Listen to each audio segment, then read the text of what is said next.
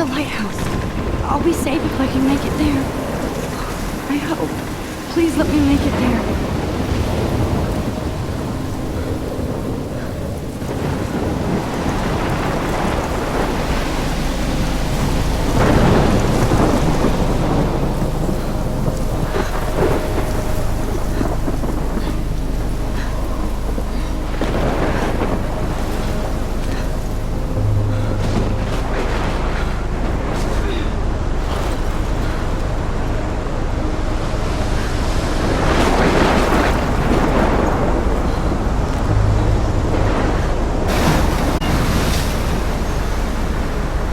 Holy shit.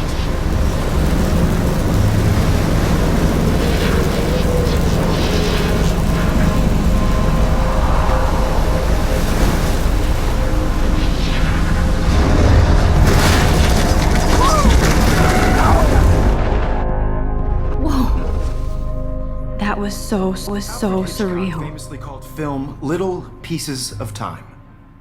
But he could be talking about photography, as he likely was. Okay, I'm in class. Everything's cool. I am okay. From light to shadow. From color to chiaroscuro.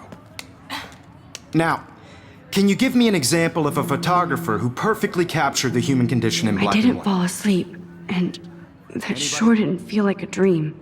Bueller? Weird. Diane Arbus. There you go, Victoria. Why Arbus?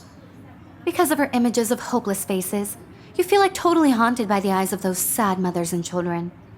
She saw humanity as tortured, right? And frankly, it's bullshit. Shh, shh, shh, shh. Keep that to yourself. Seriously, though, I could frame any one of you in a dark corner and capture you in a moment of desperation. And any one of you could do that to me. Look at this crap. How can I show this to Mr. Jefferson? I can hear the class laughing at me now. Isn't that too easy? Too obvious? I What can't if believe I Arbus still chose have to this capture pencil you in the case. height I should of upgrade to their the beauty or 21st century. innocence? She could have taken another approach. I have to admit, I'm not a big fan of her work. I prefer Robert Frank. Me too, Victoria. He captured the essence of post-war beat America. And there was honesty about the economic conditions of the era. I haven't kept up with my journal as much as I should. You don't have beauty with... If anybody else looked at this, what would they think?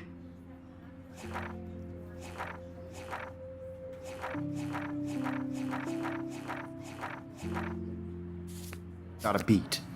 Which explains why Frank was Kerouac's My little camera bag is photographic battered, muse. but still And both were kicking. the great chroniclers of the 1950s. Well, I should take a picture to prove we've I'm all still seen here. that iconic Plus, it's shot of perfect for my Kerouac on the balcony. portfolio.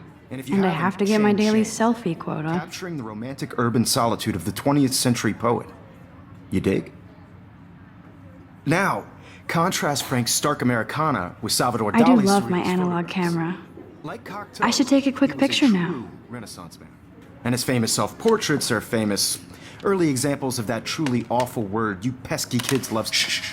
I believe Max has taken what you kids call a selfie. A dumb word for a wonderful photographic tradition. And Max has a gift. Of course, as you all know, the photo portrait has been popular since the early 1800s. Your generation was not the first to use images for selfie expression. Sorry, I couldn't resist.